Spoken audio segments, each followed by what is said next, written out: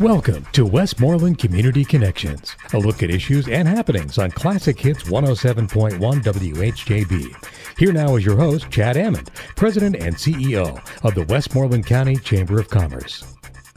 Hello and welcome to Westmoreland Community Connections. I'm your host, President and CEO of the Westmoreland County Chamber of Commerce, Chad Amond. I am delighted to have on the show Tawnya Rockwell. She is the Chief Production Manager of Goal Magazine, and Tim Hammill, who is the Curriculum Services Director for the Westmoreland Intermediate Unit. I say that I'm delighted because I know them professionally and they do a fantastic job. I'm kind of sad that we have to talk about this topic. The Goal Magazine is hosting a community symposium on bullying that is impacting the kids in our region and across the country. So thanks very much for being on the show, Tawnya and Tim. We're going to start it off with get a little bit about your background. Tim, if you would give me a little bit about your background, how did you connect with the Westmoreland Intermediate Unit, and how did you get into the Bullying Symposium? Sure. First of all, thanks for inviting us here to talk. It's great to be able to share this. I got connected with the Westmoreland Intermediate Unit after having been a teacher for about 16 years and was very interested in working with professional development and working with teachers, actually becoming a teacher of teachers. So it was a kind of a natural shift out of the classroom into that work. And I guess that this particular topic sort of came onto the radar based on need. School districts face some tremendous challenges when it comes to bullying. It's not something that's new. It's not that it's been just come onto the scene or anything, but it's become a little more difficult to manage these days. And so there's some need on the school side, and that's where the intermediate unit comes in. As a service agency, we're there to support, to provide help when that help's needed. So this became a topic of great concern and something that we've begun to address as an organization. So it's just been kind of a natural flow into it. Yeah, this is concerning for me. I mean, I have 4 kids in the public schools, and Tawnya, you have one son in a public school. So give me your background and how you got connected with Goal Magazine, and what is Goal Magazine's mission? Okay, well, thanks for having me on the show. I started with Goal Magazine about a year and a half ago. I started in June of 2017. Prior to that, for 16 years, I worked at a country club and did events and social media, and I was the controller as well for there. And Bill Urbanek, who was one of the co-founders of Goal Magazine, and his wife Jessica. And he's been on the show before, and right? He has, yes, he has, yeah. And I actually went to college with them at California University of Pennsylvania, and they actually asked me to join them with getting Goal Magazine off the ground. It actually had been going on already for a year, but I helped get it streamlined and with a lot of the events and bringing on our symposium that we did last year and the gala and a lot of the golf outing and different events that we had. So I've been enjoying my time there. It's a lot of fun. I get to meet a lot of new people and a lot of fun people like you. And as far as the symposium, we've just really been excited about doing things that could help out in the community and spread awareness. That's obviously one of our missions with Goal Magazine. We're not just a publication. We're sort of like a movement. We're trying to help, raise awareness about many topics that are going on in the community. All the local professionals and leaders who collaborate to make Goal Magazine possible with educational and meaningful information are also committed to help make our communities better by hosting events like this. Our magazine is it's mostly Westmoreland County based, but we have quite a few subscribers in Fayette County and Allegheny. And I actually just pulled some information together, and a little fun fact, we actually have subscribers in 14 counties in Pennsylvania, and we're also spread over 13 states across the country, which is really neat. Wow, that's great. So, but yes, so our mission is basically to, help spread awareness, help provide educational and meaningful information to our subscribers and people within the area. Goal Magazine does a lot for the community. It's a broad spectrum of writers, from chefs to accountants, right? Yep. But you also host events, and I was fortunate to go to the gala that supported our clubhouse, and you raised money and donated to our clubhouse for cancer families. But last year you did a symposium, and those the galas are the fun things. Yes. The symposiums are very they're education based. Last year you did a symposium on the opioid crisis. Yes. This year you are going to do a symposium on bullying. Tell us a little bit more about the upcoming symposium and why Goal is hosting it. Yes. Well, our next community outreach educational symposium topic is bullying, as we've discussed. Along with our lead sponsor, Second Half Coach Wealth Management, we're hosting this free event to the community to help spread awareness of the current epidemic that's sweeping our community and nation. No longer is it just sort of confined to the schoolyard or the cafeteria, and kids can escape the bullying by going home and being with their parents and people that love them. It's so much more than that. I see on social media all the time. I don't adults can be equally as mean as kids can be. Right. But it's as far as kids on social media, there's just so much. They're getting bullied, and private messenger and things that we don't even see on social media, but it's happening. And just, I just read so much on social media about people whose lives have been taken and just they're saddened and it's terrible. And it's like I said, not just children, it's adults. It's no matter your age, your race, your political beliefs, your popularity, your religion, anything like that. It doesn't matter who you are. It's anyone can be bullied. And we just want to help spread awareness to educate parents, students, teachers, anybody that's willing to listen and can help, and hopefully it'll help save someone along the way. But the event is scheduled for Thursday, November 8th at St. Vincent College in the Conference Center. Doors will open at 5:30. We'll have different tables set up where you can collect information. We'll have our latest issue of Goal Magazine available. We'll have people that you could talk to. And then we'll have a list of panelists that'll be speaking at the event as well. You're listening to Westmoreland Community Connections on Hometown Classic Hits 107.1 WHJB. We're talking with Tawnya Rockwell, Chief Production Manager for Goal Magazine, and Tim Hammill, Curriculum Services Director for the Westmoreland Intermediate Unit. Goal Magazine is going to host a symposium on bullying on November 8th at St. Vincent College Conference Center. The doors are going to open at 5:30 and the symposium is going to begin at 6. Tawnya, will there be other community organizations participating in the symposium? Yes, there will. We actually have fellow Goal Magazine contributor and positive speaker and journalist Wendy Bell. She'll once again serve as our moderator for the event. She did last year's symposium. She did a great job, too. She did. She's wonderful. She does. She's a lot of fun. She has a great spunky personality. I really like her. And we also hand-selected a group of local professionals and leaders to serve on our panel. Tim Hammill, who's with us today, he's the Director of Curriculum Services at Westmoreland Intermediate Unit, and he'll address social media bullying as well as touch on a really cool app that I'm really anxious to hear about that'll help parents monitor social media as well as address other topics. We have Dr. Emily Schweitzer. She's a professor at California University of Pennsylvania. She'll address psychology behind bullying and what defines bullying as well as other topics. Renee Reitz, she's an assistant advocacy program manager at the Blackburn Center, and she'll address bullying in adults. And Ted Hoover, he's a representative from the Prasad Center, and he'll address bullying with the LGBTQ community. And like I said before, we'll have several vendors with pamphlets and information.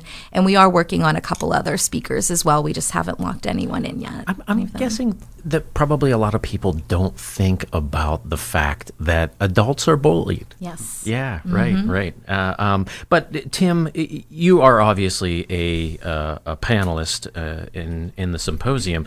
Tell me more about your role at the Westmoreland Intermediate Unit and how the IU is addressing bullying. Sure. Al, as a curriculum director, some might ask, well, what's your involvement with bullying? How does that play in? Well, reality is if students aren't in the right frame of mind in school, if they're not there mentally as well as physically, they don't learn well. And so having an environment in our schools where learning can happen is key, and also keeping students safe. That's probably the priority overall. So it's important for us to try to help schools get to that point and help them navigate this difficult issue. There are a number of things that we've been doing over the years to work with schools to help them along the way. I think one of the most important pieces that we've done has been to create some student focus groups. We've had students come together from all 17 of our school districts who have sat down with us to talk about the issue, to actually hear from students on this. It's eye-opening. And too often we try to come up with a solution before talking to the ones who it's truly affecting. And when we sat down with students, we learned an awful lot about what they're really experiencing and how much this is. It's not just about bullying, it's about mental health as well, because these issues, as they become pervasive in their lives, tend to wear them down to a place where they have a difficult time managing their everyday lives because of it. So finding a way to take what the students are giving us and put something into action to help them is probably our greatest work to this point. We have done our own local symposiums where we've brought students together. Last year we had a panel of students who spoke to our administrators in our schools. Again, very, very informational for our districts to hear from them. What are some of the key issues that the students are bringing up? Well, probably the thing that comes to light most is the issue around cyberbullying. As I said earlier, bullying has always been a part of our school landscape. It's something that we kind of look upon, sometimes even jokingly, about being bullied in school. Everybody has a story to tell about that. Right. I was picked on at the bus stop by a kid that was 2 grades older than me. Sure. So, but I went home and it wasn't happening. Right. So that's the difference. That's the difference, right? It really is. There's no escape for a student who's being bullied, and the constant component of that is what really makes this such a difficult issue. They can't escape it. They can't turn it off. Even though they try to, that device that they have in their hands, that mobile device, which has become really the transport for a lot of this, that's become the major component of issue here. I think for our kids, learning to navigate that world, it's a challenge, and even as parents, it's a challenge. I have 2 daughters who've grown up and they're adults now, but I know we went through this, and it was a challenge for us to understand what was going on. It's not always prevalent. I always try to relate this to people to help them understand. My generation, I'm in my 50s, so I grew up on the telephone in the kitchen having a conversation with my friends, where my parents could hear everything I said, and they knew what was going on in my life because they were privy to the conversation. Today, those conversations happen in the background, and they become much more covert, if you will. The parent isn't always aware of what's being said or who they're talking to.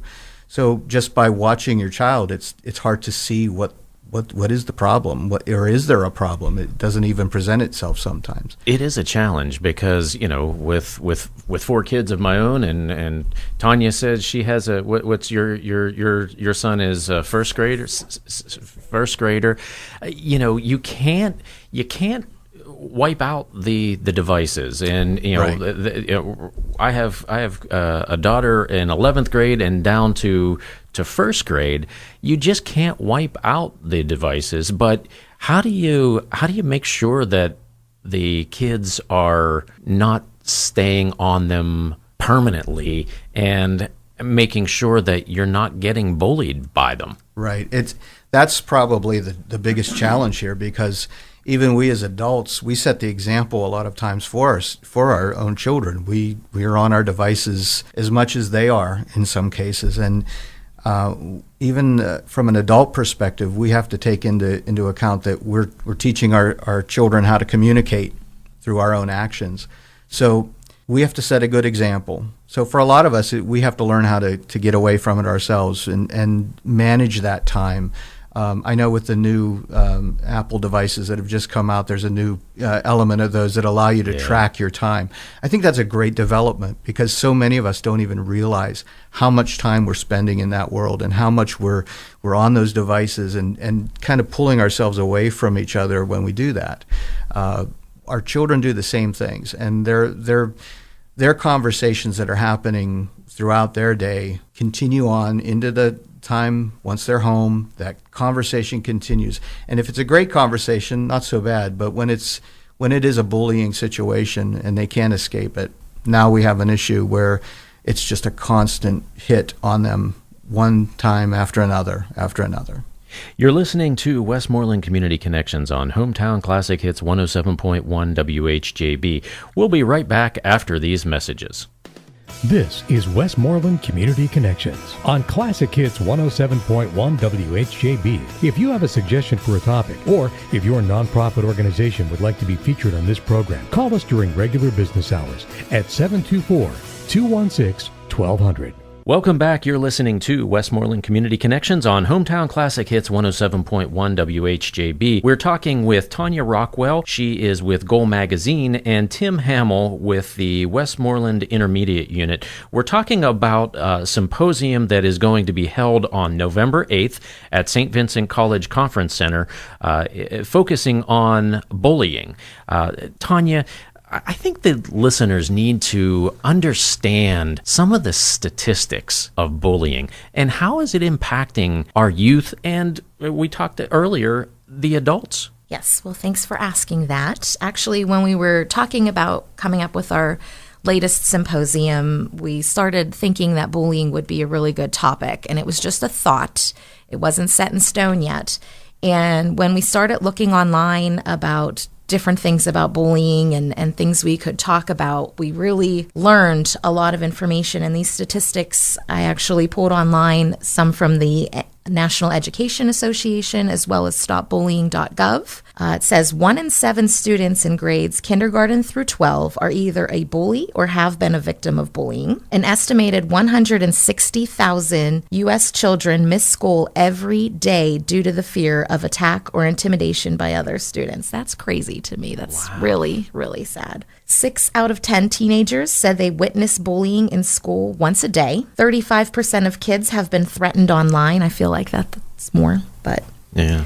Nearly 9 out of 10 LGBTQ youth report being verbally harassed at school in the past year because of their sexual orientation. That's heartbreaking. 75% of shooting incidents at schools have been linked to bullying and harassment. And last but not least, 64% of children who were bullied did not report it. And that's really sad. Well, and that impacts a number of issues, not just the students. I mean, an estimated, you said 160,000 students miss school every day. That impacts the workforce, that, those parents need to make sure that they are watching their kids or getting their kids someplace. And it's just breaks your heart. Yes. I started it off. I said I'm sad that we have to have this discussion, but I'm pleased and happy that you guys in Goal Magazine and the Westmoreland Intermediate Unit is addressing this and trying to solve it. I don't know that it's not a snap of the finger that it's going to be able to be solved. But Tim, how likely is a child to be cyberbullied, and how can the parents address the cyberbullying? I mean, everybody, probably, I think it's 98% of people have a phone, and I guarantee you that there's probably somebody on this, a listener that's listening to the show right now that could go on to their Facebook page or their Instagram and find in one finger swipe and find somebody that's making fun or blasting somebody. Sure. So how do the parents address the cyberbullying with the kids? Well, it is a matter of conversation, and there has to be a discussion. There has to be an open communication about what's being said, what's being seen. And you're right. I mean, it is pervasive in the society that our children are seeing, not just on their own devices, but even in our media, on our news. They're seeing social media being presented in a negative light. Quite often, even students themselves will say social media is not a great thing. Although it doesn't go away, and it's not going to go away. It's part of our culture at this point. So this internet thing is just not a fad? No, I don't think. It's going to stick around a while. The problem is, though, if we don't talk about it, we're not educating our kids to help them understand that, yes, there are bad things in the world that seem to come to the surface so often in social media, but learning how to navigate that, learning how to take it for what it is, and that it's somebody's opinion or comment. It's not necessarily news. It's something that we have to teach them to navigate that world. Kids are so exposed to falling into I'll call it a trap. I mean, where you're actually in a conversation that turns negative, and then it becomes uglier along the way. And this is where we get into cyberbullying. It starts off in kind of a benign conversation, but it can grow quickly, and it grows not just between two individuals, but in mass, because you have connected people in a conversation that share that conversation, and that grows, and they tell two friends, and so on and so on.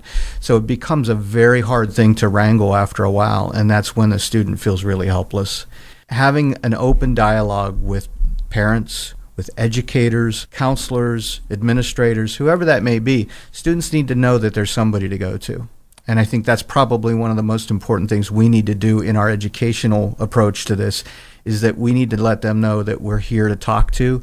If there is a problem, you can present it, you can bring it out. Nobody's going to come at you, or make the problem worse. We're here to help, and that's something we need to help communicate to our kids. Is that something that the people do when they are being bullied online? I mean, Tawnya referenced that there are 1 in 7 that are either bullies or being bullied.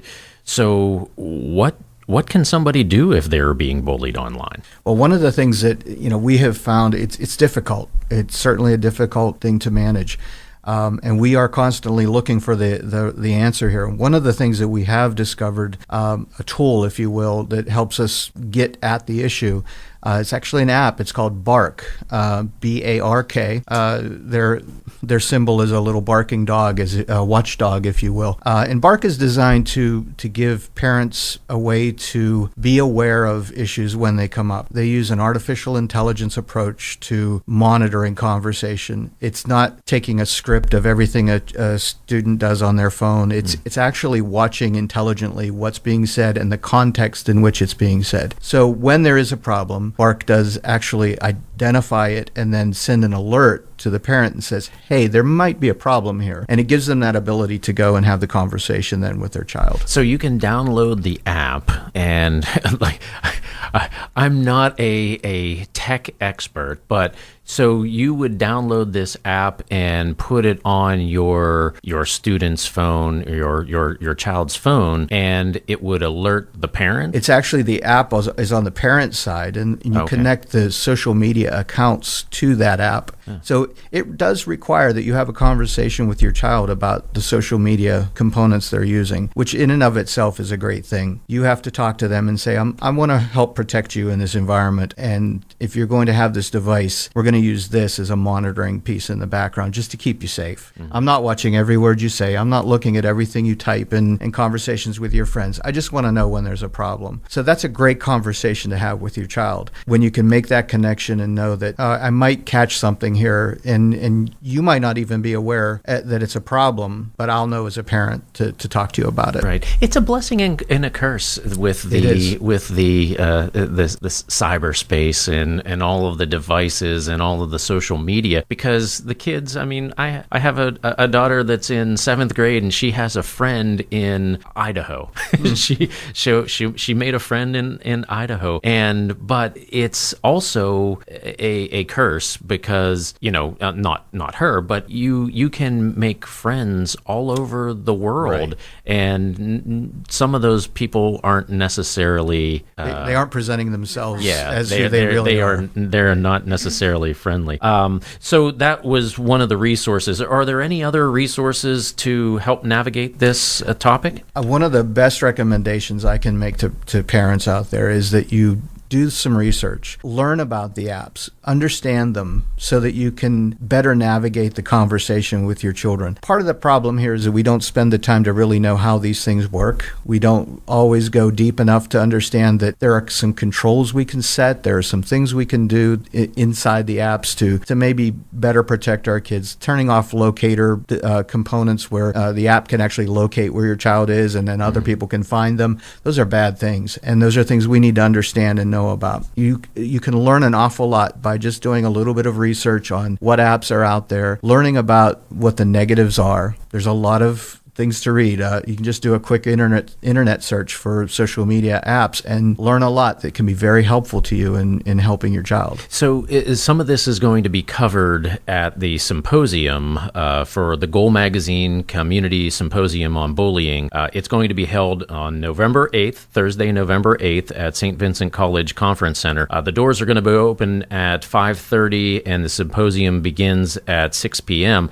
Tawnya, if somebody would like to attend the symposium, where can they register? Do they need to register? How much is it to attend? And how do they find the information? Absolutely. Well, first off, they could go onto our website. It's gotogoalus.com, and that's the number 2. And then they would just click under events, and our symposium is the top tab that's there under the events. It is a free event, and they definitely would need to register since we are serving cookies and refreshments for everyone that attends, and we just need to give account to the university as well. So if they could register on there, that would be wonderful. And how much is it to attend? It is free. It's free to attend. Yes. And you have a number of educated people that, including Tim, who are experts in the bullying. I can't imagine that the parents are not going to want to attend this. Is it going to be recorded? Yes, it is going to be recorded, and we do plan on doing it on Facebook Live as well from our Goal Magazine Facebook page. Okay. Give the listeners one more time the way they go out and sign up on to attend the event. Yes, it is www.goalus.com, and it is under the symposium tab, under events, and you click down, it's under the 2018 symposium tab, and there is a link right there that says purchase your ticket, but of course there's no purchase price. It is free. Okay. Two last questions, and one last question, and you're both going to answer it. Tim, what has the Westmoreland Intermediate Unit been most impactful in the county? I think on this topic specifically, it's been raising the awareness of how much there is to deal with here. We were able to bring in to our facility for a symposium Daryl Scott, who is the founder of Rachel's Challenge. Rachel Scott was the first child that was killed at Columbine, and he started a foundation to address bullying because bullying was at the heart of that issue that happened at Columbine.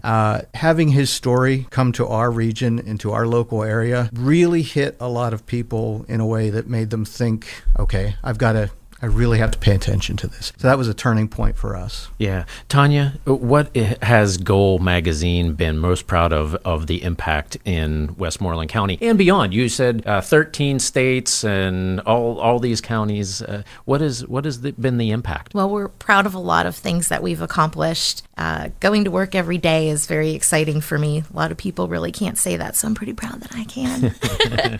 But we've done so much in the community, and we're proud of all of our fundraisers and the money that we've raised for a lot of local charities. Our golf outing supports Greater Latrobe Partners in Education Foundation. Our galas always support a local charity, like you said earlier. Our clubhouse, Westmoreland, we haven't released the numbers yet of how much money we were able to help to give to them yet, but it's more than double of what we did last time, and we're really, really proud of these educational symposiums that we're putting off, which will be annually. We already have ideas for next year, but we're just really proud of the team and all of the contributors that help us, such as yourself, Velazquez Greensburg, Wendy Bell, Brian Kissel, just so many different people that contribute to our magazine. And I'm sorry for anyone I'm not saying, but there's a lot of wonderful people that contribute to our magazine, and we're proud of everything that they do and just everything that Goal Magazine supports. Tawnya Rockwell, Chief Production Manager for Goal Magazine, and Tim Hammill, Curriculum Services Director for the Westmoreland Intermediate Unit. Thanks very much for being on the show. We appreciate the work that you are doing with Goal and the Westmoreland Intermediate Unit. Again, make sure that you're spreading the word to attend the November 8th at St. Vincent College Conference Center, the Community Symposium on Bullying. The doors open at 5:30 and the symposium begins at 6. There's no cost to attend, and you just need to sign up online. You've been listening to Westmoreland Community Connections on Hometown Classic Hits 107.1 WHJB. Join us next week, same time, same place, for another edition of Westmoreland Community Connections. Thanks for listening, everyone. This has been Westmoreland Community Connections, a look at issues and happenings in and around Westmoreland County. Join us again next week on Classic Hits 107.1 WHJB.